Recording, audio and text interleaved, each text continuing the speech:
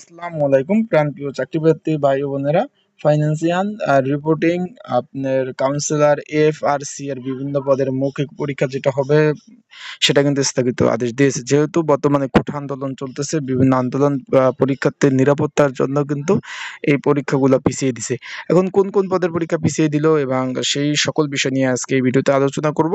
তাই আপনারা যারা আমার ইউটিউব চ্যানেলে নতুন তারা অবশ্যই সাবস্ক্রাইব করবেন, যারা পুরনো আছেন লাইক বাটনটি ক্লিক বাটন রাখবেন এবং আপনারা অবশ্যই ফেসবুক পেজ থেকে দেখলে ফলো করে রাখবেন। চাকরি সংক্রান্ত সকল ধরনের তথ্য কিন্তু আমি আমার ইউটিউব চ্যানেলে দিয়ে থাকি।